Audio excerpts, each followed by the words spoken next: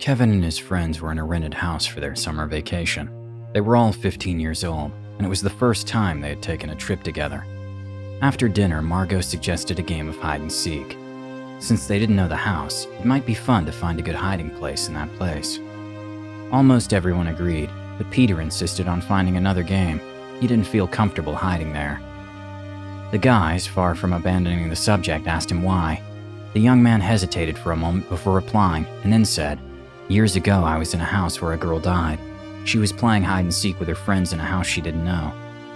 To make it more difficult, they turned off all the lights and played in the dark. The girl opened a door, thinking that on the other side was a bedroom, but it was a driveway that led to a basement, with stairs just past the door. Not seeing them, she fell down and died after breaking her neck." The group of friends froze. Then, Margot broke the silence by asking him if he knew this girl. Peter shook his head, but assured her that he had experienced something much worse. Suddenly, his upset face changed completely, and with a smile, he asked them if they knew Smee's game. The name came from "It's Me." Everyone looked at him curiously, and then the young man explained what it was. Each player receives a sheet of paper. All sheets except one are blank. The sheet that has text has the word Smee written on it.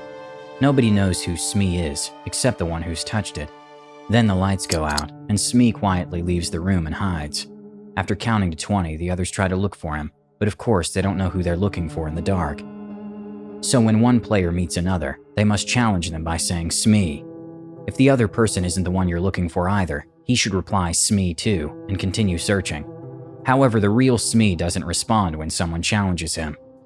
If someone finds him, the player will remain silent by his side, and they must be discovered by a third player. This one, when he finds them, will not receive an answer either, and will join the first two. The game continues like this until all the players are in the same place, and the last one to find Smee has to pay a pledge. Kevin thought it was a very fun game. He asked his friend if he had ever played before, to which Peter replied that he did it in the house where that girl had broken her neck. Margot told everyone in the group to sit on the floor and encouraged Peter to tell the story. They were all impatient to find out what had happened that day that made their friends so afraid to play hide and seek. Peter also sat down on the ground and began his story. 2 years ago, my parents' best friends invited us to spend Christmas with them and their children. They live 6 hours by car from here, in a big but old house, with many corridors and stairs. It was easy to get lost in that mansion. That Christmas, we were not the only guests. They had also summoned other families. There were plenty of rooms for everyone. When we entered, everyone had already arrived, and the only people I knew were the children of my parents' friends. So they were introducing me to others. In total, we were 12 young people. The older ones insisted that it was time to have dinner, that later we could chat and play, and in the rush I couldn't introduce myself to everyone. Maybe that's why I didn't hear the name of a tall and pretty girl with dark hair. She seemed cold but very intelligent. She didn't seem all that friendly, but she seemed very interesting. After dinner, one of the homeowner's daughters, Sarah, suggested playing Smee. She explained the rules of the game to us, and when we were about to start, her father approached us to warn us about the door that gave access to the basement, and told us the story of the girl who had broken her neck there. We all promised to be careful and did not go near that door. The older ones stayed in the living room with the light on, and we went to the kitchen. From there, we would start the game. The rest of the house was dark. We prepared 12 pieces of paper. 11 were blank, and one had Smee written on it.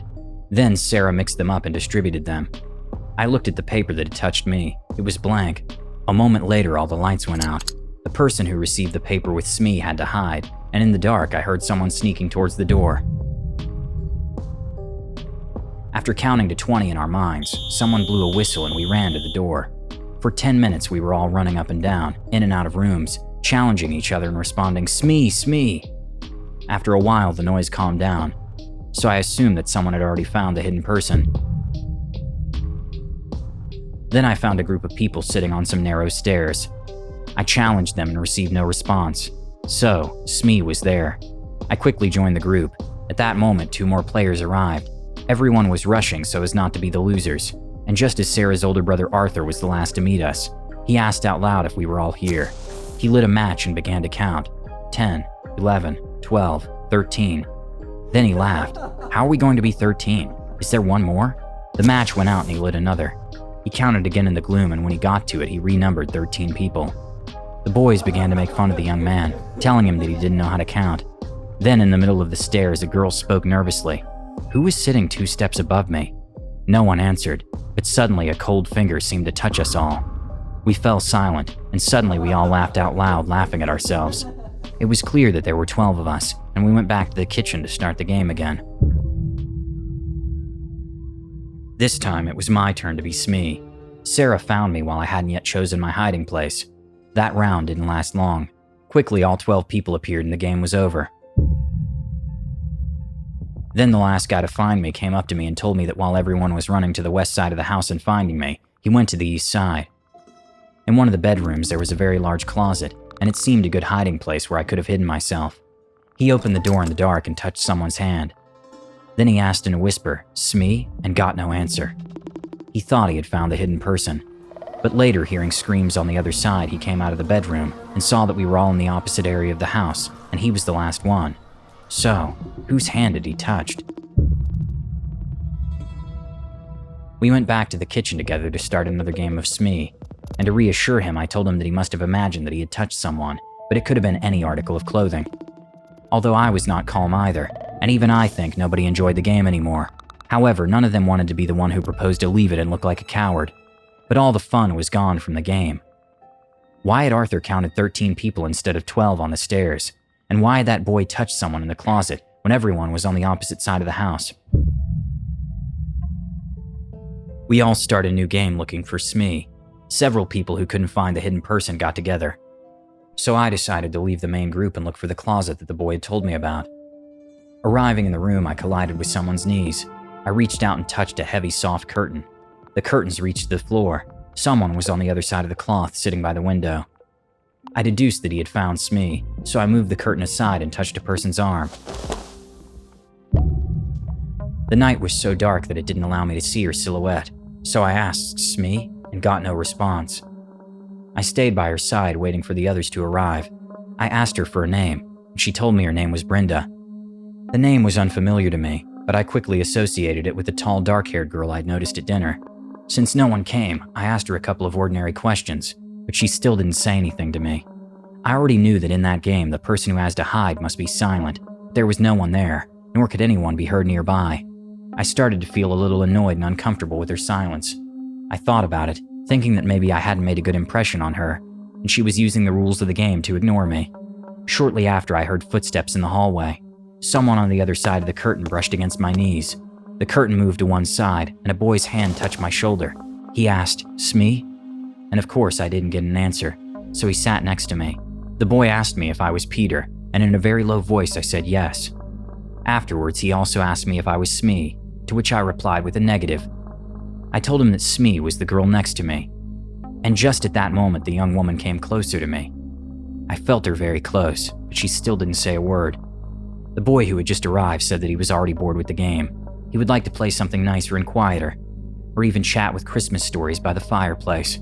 I admitted that I didn't feel comfortable either, and that I agreed with him in proposing another type of game to amuse us all. It had been quite some time before Arthur found us. He came into the room yelling our names. We came out from behind the window, and Arthur asked us what had happened to us. They'd been waiting for us for over an hour, and we were both disqualified. I complained that they hadn't found Smee yet, but he answered me by saying that we were the ones who hadn't found it. I was full of rage. It wasn't fair. Someone was cheating. I yelled at him that Smee was with us, and that we hadn't lost. The boy who was with me supported me in all my words. Then Arthur turned on the light and moved the curtain. There was no one else there. My eyes couldn't be more open. I didn't understand anything. The boy who was with me looked at me surprised. I hadn't lied to him. I had really touched someone. Arthur turned off the light again and pretended nothing was wrong.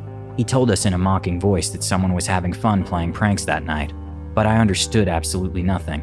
I had clearly felt someone's skin. We rejoined the rest of the group, and everyone snorted at how long we'd kept them waiting. Arthur told everyone that he had found us sitting behind a curtain, even suggesting that we were a couple, which pissed me off. The boy who had been waiting with me started looking at me in a strange way, as if he also thought I had made it up. So, tired of this damn game, I turned on the lights and walked over to the tall, dark-haired girl I'd noticed at dinner. I accused her in front of everyone of pretending to be Smee and then walking away. She, confused, shook her head, denying all my words. I was very pissed off. I wanted to go home. I was tired of that game. Then Arthur proposed to change our game altogether and have something else to do in the living room. The atmosphere had calmed down. We had all calmed down and we were laughing and having fun again. But soon after, Sarah came up to me and she said to me she wanted to talk to me alone. She told me that she had not liked how I had spoken to and treated her friend, that they had been together the entire game, and they had not been separated at any time, so she didn't like that I told lies. She told me that if I liked that boy, she had nothing to be ashamed of. Everyone supported me. However, it had been very selfish of me to have made them wait so long. Then, enraged, I yelled at her. I told her that we were not alone. There was someone else there, someone who had been pretending to be Smee and was tricking us. I pointed to her friend again and said, it was her, Brenda. She even told me her name while we were sitting. Sarah changed her expression and told me with a completely serious face, okay, Peter, I don't mind if you try to play a prank on me, but enough is enough. Brenda is the name of the girl who died in the basement of this house, the one who broke her neck on the stairs. Where have you heard that name? Jane, despite being 14 years old, was a fan of Hello Kitty. Her entire room was filled with a veritable kitty collection. Her hobby put her in the crosshairs of some classmates who were very aggressive. These girls had fun hitting and humiliating the other girls, but in Jane's case, the harassment was continuous. They beat her in areas of her body where the bruises were hidden behind her clothes. And then they threatened her so that she would not tell her parents and teachers anything about what had happened. The blows became a routine for her, and in order to escape, while they bruised her, she thought of her beloved and sweet Hello Kitty. In her fantasies, she was in an idyllic world where no one could hurt her, and in this way, she managed to learn to ignore the pain and humiliation. Little by little, the abusers saw how the cries turned into an expressionless face. Jane didn't resist, didn't fight, just stared into their eyes as they beat her. That made the leader of the group start to be afraid of her. So one day, she decided to put an end to the problem and organized her gang to follow the girl to her house. Taking advantage of the fact that her parents were not there, they intended to cause her so much pain that she trembled every time they approached her. As soon as she got home, Jane changed into one of her favorite Hello Kitty pajamas. Not even 2 minutes had passed when the doorbell rang. She opened the door, and before she could react, 2 of the girls had her pinned down by their arms as the leader entered the house with a mocking laugh. Without a word, she hit her with all her might in the stomach, leaving her gasping for air and doubled to her knees. They dragged her to her room and began laughing at her collection as they trashed her figures. Jane's eyes once again had gone blank. They hit her again, but she was still undeterred. The group began to freak out, and one of them suggested leaving before anyone could arrive. The leader stared at Jane and asked, "Do you know what Hello Kitty said?" The young woman remained silent. Then the bully answered herself. "She can't say anything because she doesn't have a mouth." Suddenly, she pulled a knife out of her pocket and began ripping Jane's lips off, leaving her pajamas on the floor stained with blood. Against all odds, the young woman didn't flinch and continued to stare at her. The frightened leader stabbed her in the chest several times until Jane fell to the ground, dead. The other members of the band were horrified. They thought to frighten the young woman but not kill her. However, they were accomplices and they knew that they would be judged. The leader of the group set the room on fire, and within minutes, the entire room was on fire.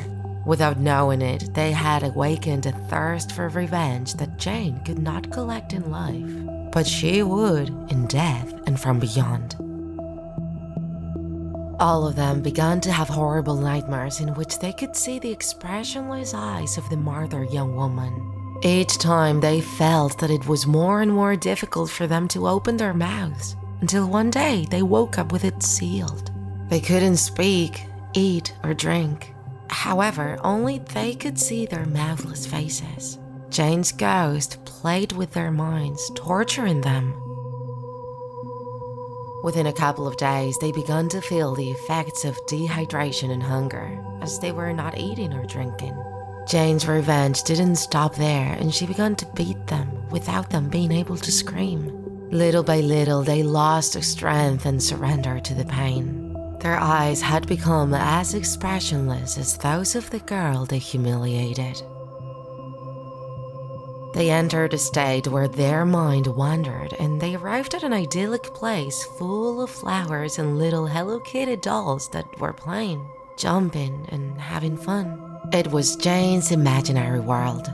When the leader of the group arrived at that place, the entire sky darkened, and the dozens of Hello Kitty turned to stare at her. Her true suffering had begun, because in this world there was no way to escape pain. The assassins had entered a coma, and Jane wouldn't stop making them suffer until someone disconnected them from the machines that kept them alive. There are people who need risk and adrenaline to live. That was the case of Lucas, Alba, Julio, and Sebastian. They had studied criminology together, but soon realized that what they liked was something else. It also had to do with mysteries, but with some more inexplicable ones. They became friends in their first year of college, and in their second year they already shared all kinds of plans. This is how they discovered a ghost hunting YouTuber. At first they made meetings to watch their reports. He traveled all over the world trying to record or hear something supernatural, and they were amazed by each of his videos. But soon, seeing them was not enough, and they wanted to take action. They started with locations near their town. The abandoned monastery, the cemetery, and some of them they thought they saw things, but the truth is that they had no way to prove it. Perhaps it was simply their desire to experience extreme sensations that led them to think that they had seen ghosts. But everything changed when they traveled 300 kilometers from their homes to spend the night in an abandoned Burger King. They had found several articles claiming that terrible things had happened there. Several people had died in unexplained conditions in the surrounding area, and no YouTuber had dared to enter there. It wasn't just any Burger King. It had several floors, a games area, large rooms for parties. The urban legends about the paranormal events that occurred there were so many that even the neighbors who lived nearby moved to other towns, and the area had been practically deserted. The idea of researching there excited them so much that they spent 3 weeks preparing everything. They spent all their savings on cameras with night vision, powerful microphones, and even a knife to defend themselves if necessary. They knew that a knife would be of little use to them when facing a ghost, but it was also because of the feeling of protection that the object generated in them. With everything ready, they decided to print a map on the premises and draw up a plan. The plan was that one of them would stay outside, watching, and with a cell phone ready to call and ask for help. He would do it from the car in case they had to flee in a hurry. No one wanted to stay in the vehicle, so they would do 2 shifts and draw lots. The others would be together all the time. They wouldn't be separated for absolutely anything. They told their parents that they were going to a rural house for the weekend, and they left. They had to spend a fortune on gasoline, but they didn't care because they were going to carry out their first real mission.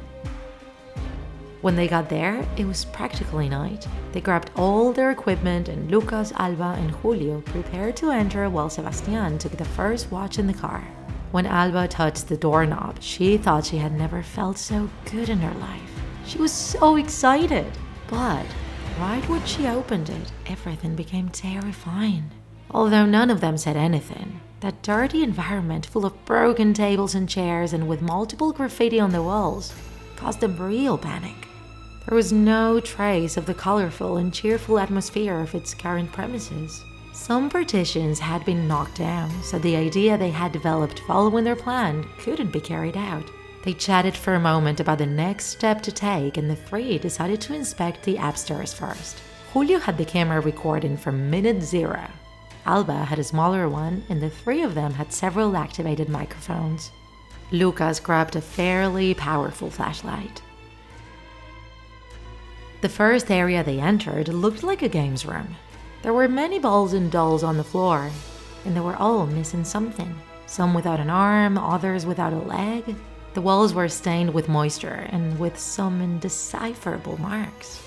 But they didn't see anything else. They continued and wanted to enter the second room, the one that corresponded to the event area, but it seemed blocked. That didn't make sense because it didn't have a hole for a key, and no one could lock it from the inside because the place was completely abandoned. Julio then remembered that they had a lever in the car, with which they could open it. He changed the camera to Alba so that she could keep the good one, and he left. He went down the stairs as fast as he could, so fast that he didn't notice that something seemed to be moving right behind him. He opened the front door and then waved to Sebastián. Surprised, he asked him what he was doing there. Julio explained what happened and ran to the back door to grab the lever. At that moment, Sebastián let out a scream as he looked at the front door. "Record with the camera! There is a man!" Julio turned around very quickly, but he didn't see anything. He told Sebastián that he must have seen something wrong and went back up with his companions. But while they were trying to open the door upstairs, they heard the car start up and make a lot of noise, as if someone was speeding it up as much as possible. They thought something had happened, so they went down to check. And sure enough, they found Sebastián behind the wheel. Blood was coming out of his nose and ears, and he didn't say a single word. He was in a kind of hypnosis. He didn't respond to them or let them touch him. He was gripping the steering wheel so hard that his hands were already completely purple, and the car would start burning at any moment if he didn't stop pressing the accelerator. At that same moment, they heard the door slam inside the premises, even the one at the entrance. It was clear that something strange was happening, but at that moment, the most important thing was to try to get Sebastián to recover. Lucas got into the passenger seat and managed to turn off the car and take the keys, but Sebas still wouldn't let them touch him. It took almost an hour for Alba to convince him, so they put him in the back seat and drove home. Since he didn't react, they decided to go to a hospital, and once there, they admitted him to intensive care due to a serious concussion. That was the last day that the three friends saw Sebas. They learned that he had left the hospital, but he never wanted to speak to them again. His family told him that he didn't want to leave the house and barely spoke to anyone. And upon reviewing the tapes, they themselves had seen that their friend was not lying. There was a man at the entrance to the Burger King when Julio came back up. After that incident, the three of them spent a while without visiting any haunted place. They were sad because they had lost a friend and they were still scared. Even so, they still wanted to explore that place thoroughly. And the first one who dared to verbalize it was Lucas. A year after his first excursion to the abandoned Burger King, he said, "I think we should try again." Alba's eyes lit up. She remembered the sensation of vertigo and at the same time excitement that she had felt when entering there. She wanted that, but Julio was much more hesitant. He felt guilty for not having believed Sebastián. Perhaps if he had stayed with him, nothing would have happened, and the four of them would continue to be friends as always. But they had to make a decision, and in the end, they ended up convincing him. They hadn't done anything like this in a year, but they kept all the equipment. They also didn't know if the place was as still as they had seen it the last time. But they had already learned that in these cases, planning may be of no use. They marked a day and prepared for a new adventure. Along the way, the three of them had doubts. Their parents didn't know where they were going, otherwise they wouldn't have let them leave the house. After what happened with Sebastián, no one wanted to hear about that abandoned hamburger restaurant. No one, except them, who were eager to cross that door again. And in doing so, nothing seemed to have changed. All the doors were closed, and they went back up the stairs to start upstairs. On this occasion, none of the three was left out. They had decided not to separate. The first area remained the same. The dolls were on the floor and nothing seemed to have moved from its place. They continued down the hallway and found that the second door was still locked. But this time, they were more prepared and had the leverage. Julio and Lucas tried to open it using all possible force, but there was no way. It was completely blocked. They tried for a long time, and then Alba decided that she had to go down the mountain. Only then would they be able to open that place. Her companions insisted that she couldn't go down alone, so the three of them went to the car to look for her. When they went up, When they were about to start cutting the wood of the door, Alba placed her hand on the knob again, and suddenly the door opened. It seemed like magic. They had recently been hidden it and had achieved nothing. She was the first to enter to inspect everything, and just as she walked through the door, it slammed shut again. Her companions stayed on the other side, very scared and trying to open it again. Just a few seconds later, Alba began to scream. "There's a man! There is a man!" Her screams were of terror. She asked for help and hit the door. Her companions began to cut the wood, but Alba's screams became louder and louder until they heard, "No!" And everything went silent. Julio sped up the saw as much as he could, and when he managed to open a hole, they saw it. Alba's body was on top of a pool of blood. She had a knife stuck in her heart. The two young men stood completely paralyzed. They couldn't believe what they were seeing. They completely broke the door and entered the room. They looked everywhere, looking for who could be responsible for that tragedy. But there was absolutely no one. They quickly dialed the emergency number, but there was no signal. Julio went out of the garden with his cell phone in his hand while Lucas stayed with Alba. He couldn't stop looking at her. She wasn't breathing, and her heart wasn't beating. He couldn't believe it. And suddenly, a scream from Julio brought him out of his thoughts. He ran downstairs to see what was happening, and then he saw how his friend was in the same situation as Sebastian. Hands on the wheel and the accelerator pressed. This time, the car wasn't braked, so in a matter of seconds, he saw his friend crash into a wall next to him. Lucas ran to the car, desperate to snap Julio out of his trance, but the doors were locked. He knew he had no time to waste, so he returned to the store in search of something he could use to break the glass. Trembling, he searched desperately through the rubble and the remains of abandoned furniture. His heart was pounding in his chest, and he screamed over and over again inside, "Please, Julio, please don't leave me." Finally, his eyes landed on a piece of twisted iron, an ancient rusty object that looked solid enough to break the car window. He grabbed it and hurried back to the vehicle. A cry of effort, he hit the glass with all his might, again and again, until it finally shattered into 1,000 pieces. Without wasting a second, he reached inside the car and opened the door. Then he grabbed Julio, dragging him outside. But when he had it in his arms, Lucas' heart sank as he realized it was too late. Julio was cold and lifeless, his empty eyes staring into nothingness. There was nothing he could do for him. A wave of terror washed over him as he dropped his friend's body to the ground. Then in the midst of his pain, his head began to relate when those misfortunes had happened. First Sebastian, then Alba, then Julio. He realized that every time they separated, something terrible happened to them. At that moment, he was alone, and he knew that he could be the next to suffer an unexplained paranormal death. Fear enveloped him as he made a desperate decision.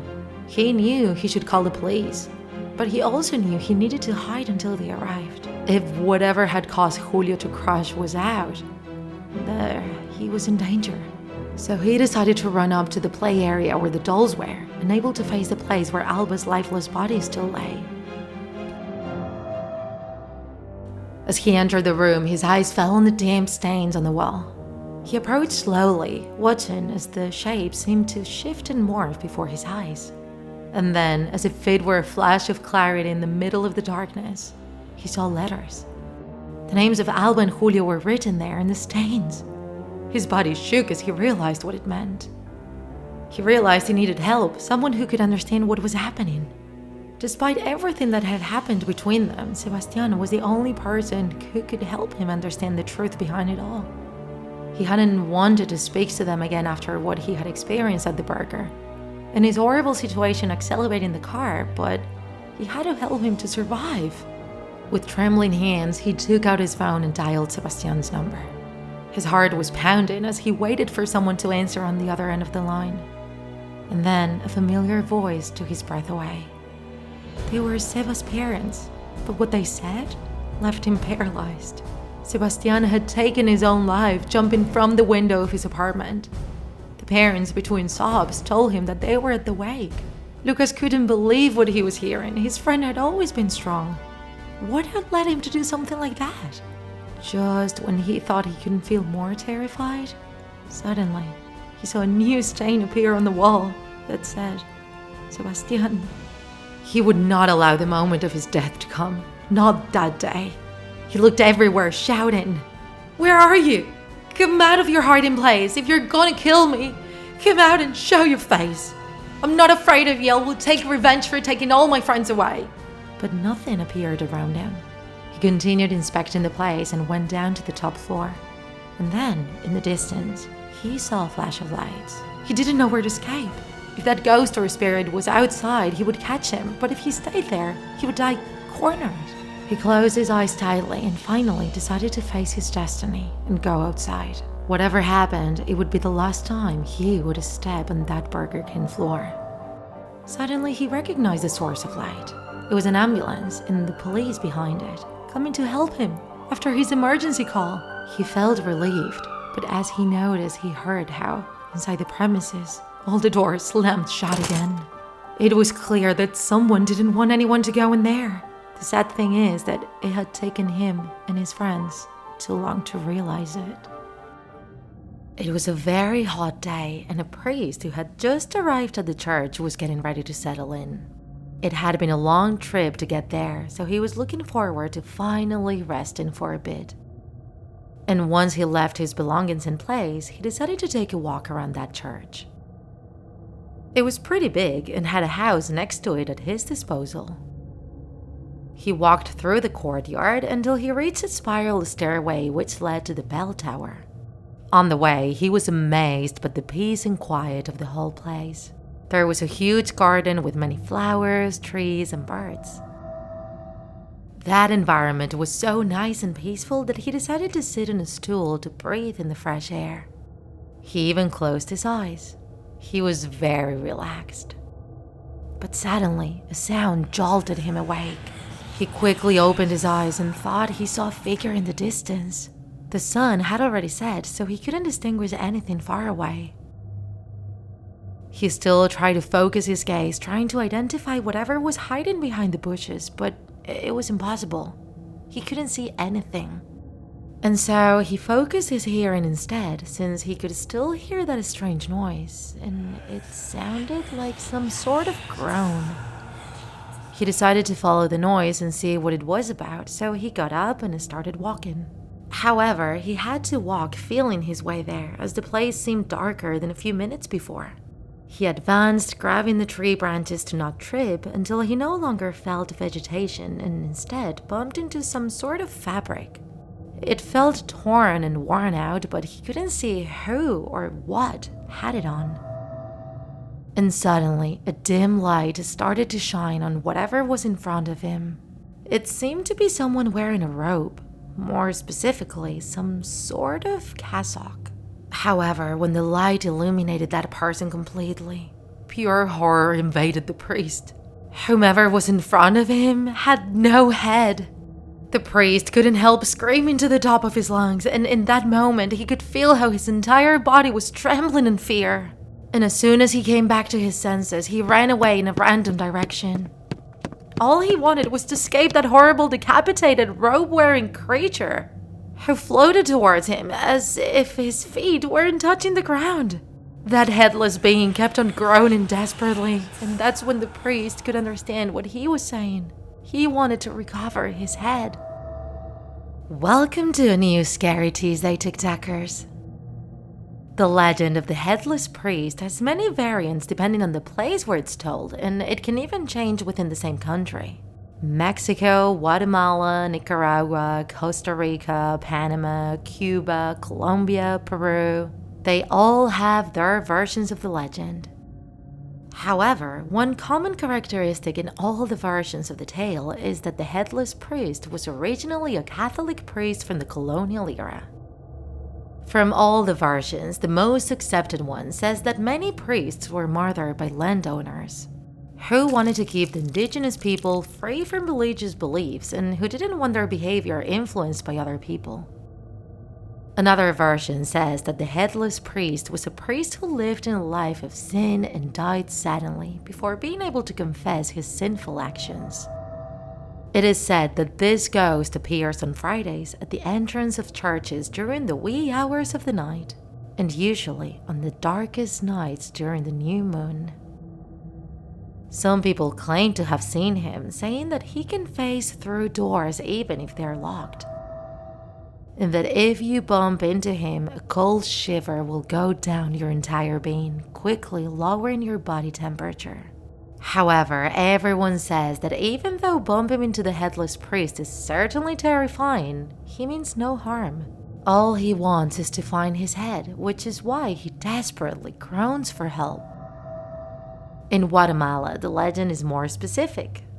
They say that in 1945, in León Viejo, the brothers Hernando and Pedro were encouraged by their mother to plan the murder of the Bishop Fray Antonio Valdivieso. He was a great defender of the indigenous people and was also a mediator between public officials and the clergy. It is believed that after decapitating him, the martyrs split the riches and power of the zone among themselves. Fray was the first of many priests to be killed for resources and power. Fray could have been the man who turned into the ghost that would later on be seen facing through the doors of churches or floating through main streets. And so, TikTakers, if you ever bump into him, remember that he doesn't want to hurt you. All he wants is to recover his long-lost head. It all started in the house of the Tylers, a middle-class family that had a young daughter, Lilith. The girl, despite her young age, had a very strong character. She had no friends, but she entertained herself every day with the friends she created in her imagination. One night, the little girl woke up suddenly with a pang in her chest. She looked around and all she saw was the door closing and a shadow walking out. She touched her pajamas and looking at her hand saw that she was covered in blood. She had been stabbed. She tried to scream, but something inside her wouldn't let her. The blood in her chest continued to spill as Lilith felt weaker and weaker until she lost consciousness. When she opened her eyes, she was in her bed, her pajamas clean and the door closed. It had all been a dream. She started to fall asleep again, but when she looked up at the ceiling, two giant eyes were watching her. Suddenly, what appeared to be a woman fell on top of the little girl. Lilith began to scream. That creature was exaggeratedly skinny, had a whitish complexion, had no eyes, and blood gushed from its sockets. It turned its head 360 degrees and laughed in a chilling way. Lilith's father came running to his daughter's room, alerted by her screams. But all he saw was a little girl shrieking as she stared at a fixed point. The girl told him that a monster was going to kill her, but the father, seeing that there was no one, tried to calm her down by telling her that it was just a nightmare. When Lilith fell asleep, her father returned to the room with his wife. He told her that Lilith told him that she saw things. They both stayed talking about the little girl's recent behavior. They were worried. From that day on, Lilith continued to scream every night. She said it wanted to kill her. So they decided to put a hidden camera in the room without the girl noticing. That way, they could understand what was happening to her. After a few hours, the girl woke up agitated. In front of her was that extremely thin woman, showing her sharp teeth full of blood. Then the creature spoke. She introduced herself by saying that her name was Nyx, and she would be her worst nightmare. She took out a knife and brushed the point across the little girl's neck, which immediately began to bleed. At that moment, hearing the girl's screams, the mother entered the room and began to shake her daughter to bring her to her senses. She told her that nothing she was seeing was real, that it was just her imagination. Lilith began to cry uncontrollably. She kept looking at Nyx, who was behind her mother, pointing the knife at her. The girl began to feel dizzy and passed out. Then her parents carried her in their arms and went quickly to the hospital, but not before grabbing the camera to see what happened. While the father drove, the mother watched the recording. She didn't understand anything. The girl woke up and she was paralyzed, seeing something. Later, she began to scream desperately. When they arrived at the hospital, they revived the little girl. As soon as she was stable, a psychiatrist decided to talk to her alone to find out what was happening to her, if she might have a disorder. Lilith repeated over and over again that this woman was looking at her, that she wanted to see her suffer. The professionals decided to hospitalize her for a couple of days to study her case. On the first night, everything seemed normal. Lilith slept hugging a teddy bear, while psychiatrists and psychologists looked at her through a mirror glass. Suddenly, the little girl began to feel very cold, but there was no one and nothing around her. A light came on in the middle of the darkness. There was a version of Lilith with 19 years. It was a mirror, and she was a teenager. She had 2-color hair and was holding a knife full of blood. The woman in the mirror said, "She's here. She's looking at you," while pointing her head at the ceiling. Shortly after, Nyx was stroking her hair while laughing in a dark way. Lilith started to tremble, but something inside her wouldn't let her scream again. The lights came on, and then a nurse entered the room. She helped her up and put her back on the bed. Years passed and Lilith lived in a psychiatric facility. Her parents had stopped visiting her. She had no friends. She spent her days locked up inside 4 walls. The young woman had grown up and was already used to living with Nyx. Instead of getting on bad terms with her, she obeyed everything she asked of her. During the day, she kept telling her caregivers that she was there. She was always watching, but nobody listened to her. Until one day, she grabbed a nurse by the neck and broke it in half. Then she went to the kitchen and grabbed a butcher knife with which she killed all the stuff she encountered on her way to the exit. At last, she felt the sunlight on her pale skin again. When she was already on the street, she stole clothes and accessories, dyed her hair as Nyx ordered so she could be different. And when she realized she was the same girl she saw in the mirror when she was younger. Lilith is now 19 years old and she's still running rampant through the streets, destroying everything in her path. She's looking for her parents so she can give them a surprise. Lika-chan, also known as Rika-chan, is a popular series of dolls introduced to Japan in 1967 by the Takara Company. She is as well known in Japan as Barbie is in the US. In fact, she was nicknamed the Japanese Barbie. This doll is still sold today, although many of you may not know the urban legend that exists around her. It is said that years ago, the Lika factory released a series with a bug. The dolls had 3 legs instead of 2. In addition, the extra leg was in the middle as if it were an animal hoof. The workers didn't realize it at the time because it was impossible for them to check the thousands of units they manufactured per day. That's how those dolls arrived at the stores with a deformity in their appearance. Many parents of boys and girls who loved Lika-chan took her, and when they opened the box, the little ones ended up crying in fear. Most of them ended up in garbage containers, and those that found a home became cursed toys. This legend has many versions, but the most popular tells that the 3-legged doll waited for their owners in the bathroom, and with a knife in hand, she challenged them to play hide-and-seek with her. Akiko had received one of those special dolls. She had kept her for several years. She hadn't cared about her 3rd leg. For her, she had been even more special for being different. Time was passing and Akiko grew. Her parents had asked her to clean the attic and donate everything she no longer needed. This is how she met her Lika doll again 10 years later inside the toy chest. She still had the box. In that edition, the company had opened a telephone line in which Lika-chan herself answered the calls. As she had grown older, she now understood that those messages were pre-recorded, but in her childhood, she loved to call her and imagine that it was her special 3-legged doll that answered. She felt a great nostalgia, so she wrote down the number in her hand and decided to go down to the living room and test if that line was still active. She grabbed the phone and heard that familiar voice. Hi, I'm Lika-chan. Thanks for your call. Now I'm at home getting ready to go out. She hung up feeling a bit childish. She decided to call the number again. Hi, I'm Lika-chan. Thanks for your call. I'm already leaving.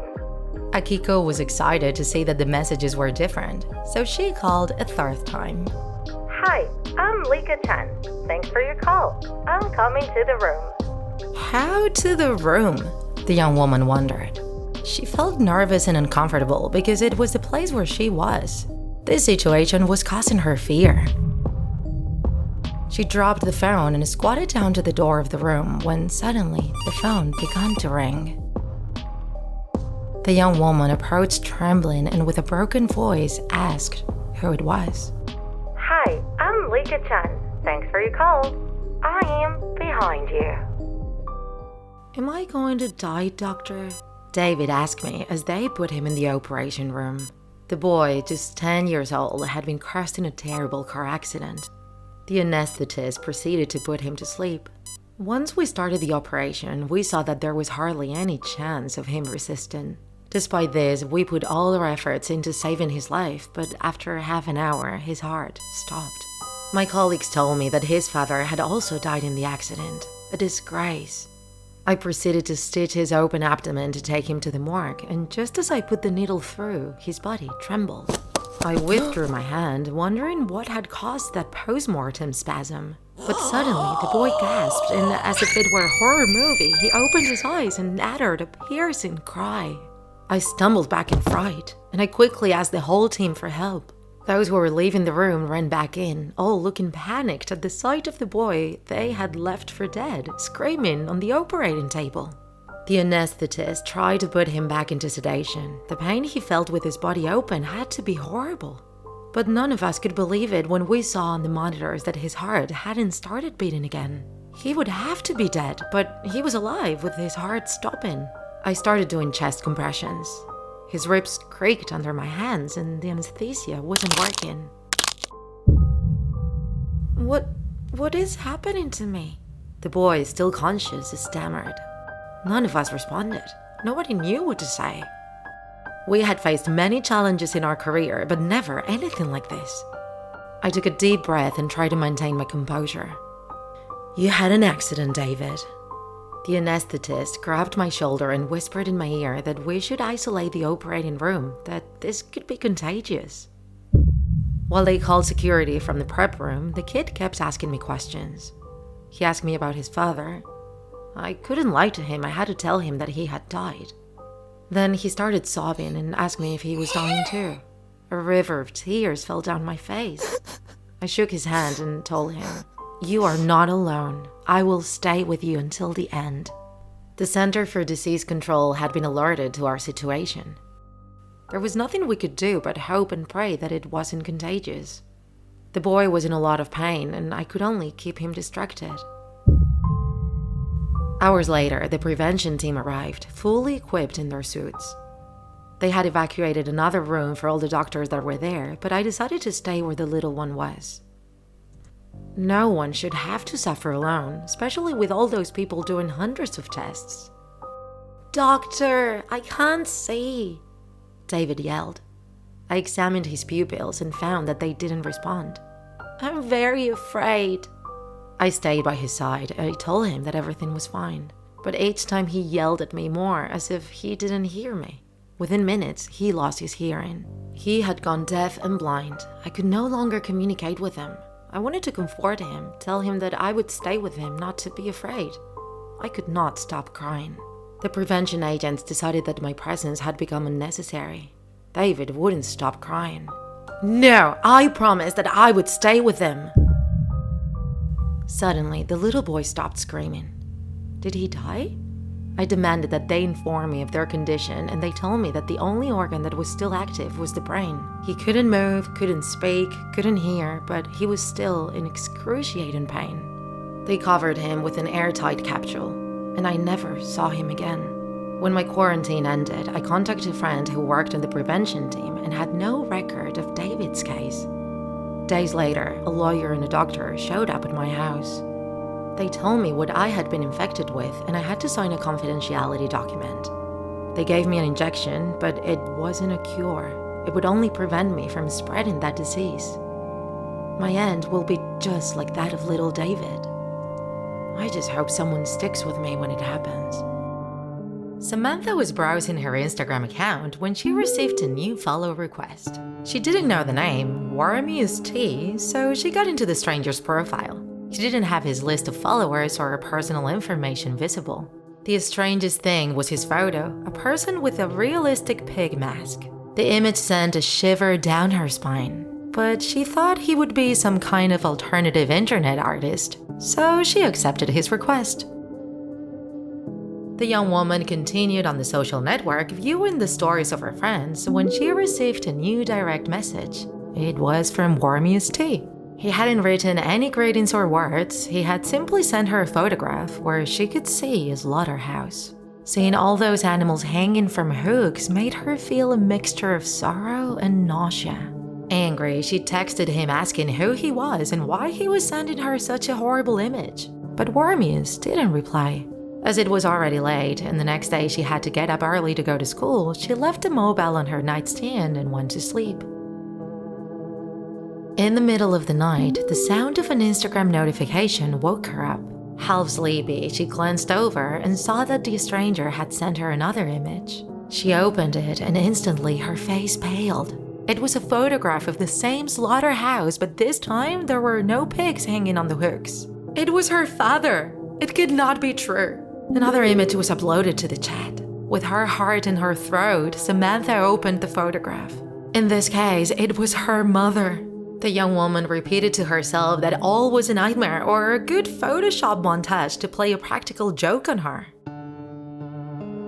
With tears in her eyes, she got up to check if her parents were still sleeping in the room. But when she arrived, she found the room empty.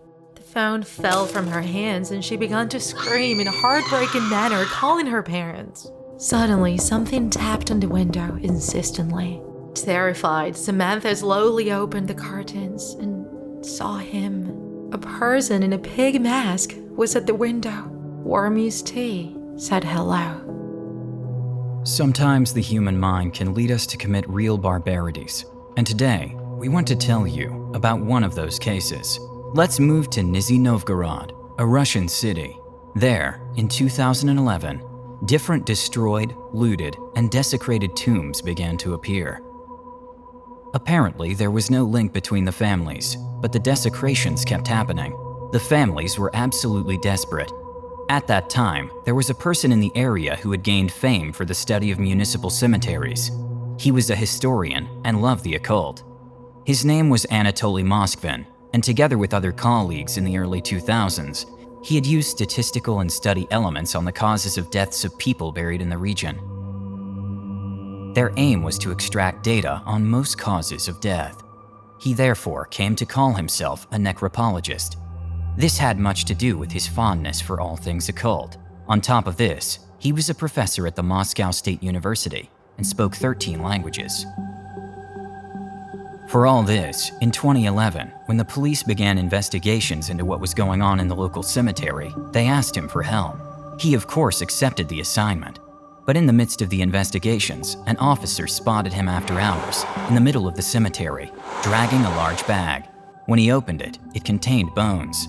This precipitated the events. The police applied for a warrant to search his house. It was a routine process. They could never have imagined the scene they encountered. Everywhere they looked, there were shelves full of books, toys, and small children's clothes. But that wasn't the worst of it.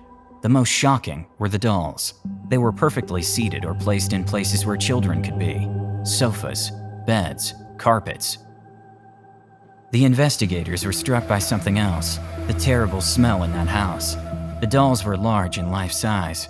When they approached them, they found that it was much worse than they thought. They were hiding behind their clothes and masks the corpses of mummified girls and women.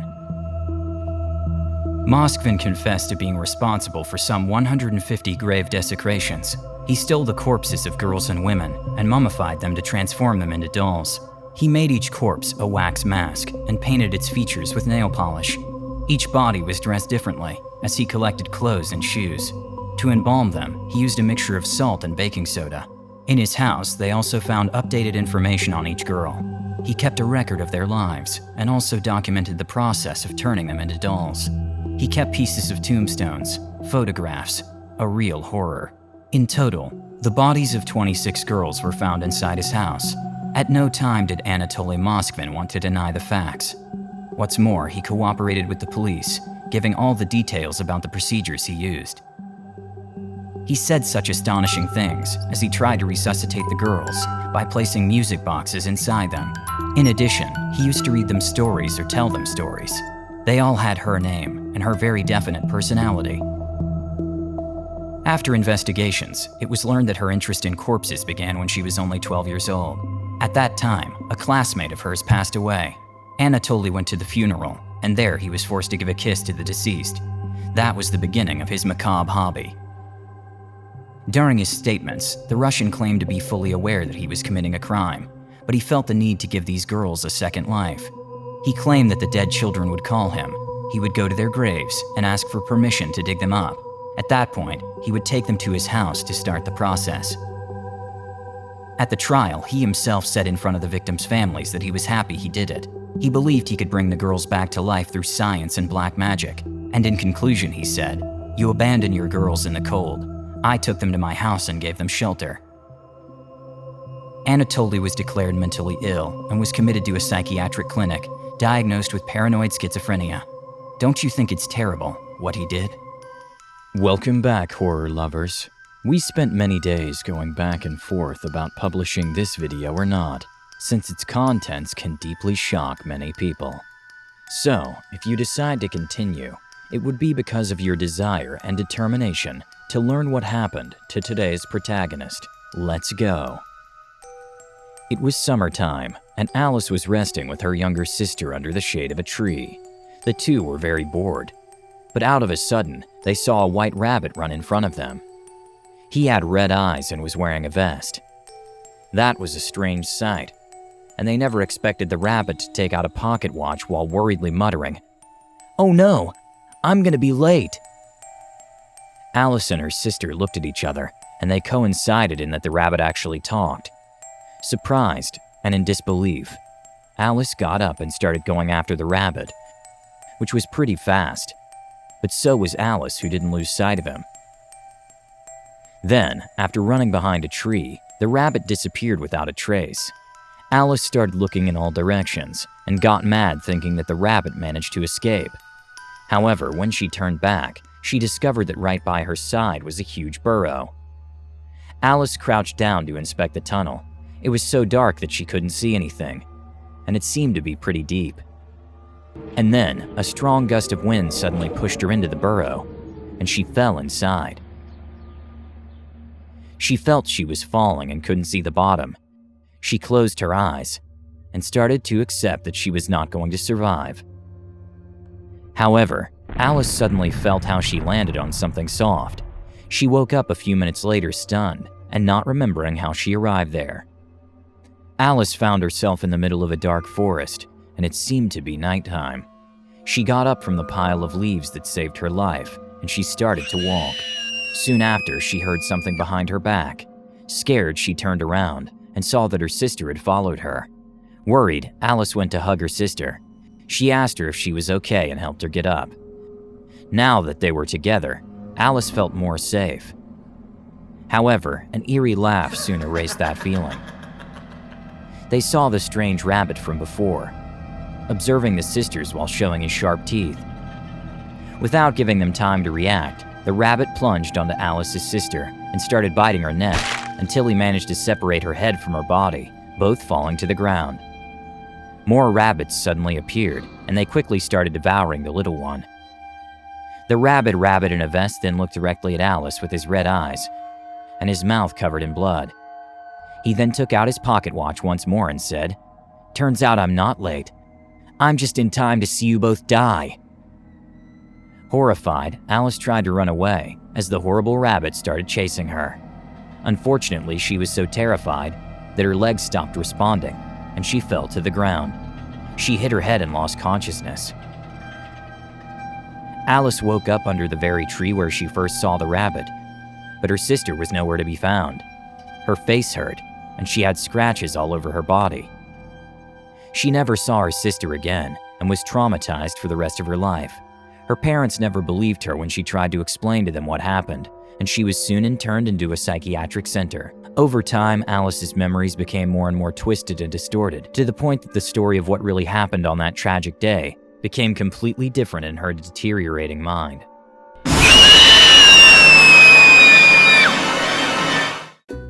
If you enjoyed this video, don't forget to like it. And if you want to see more Draw My Life videos, subscribe to our channel. See you on the next episode.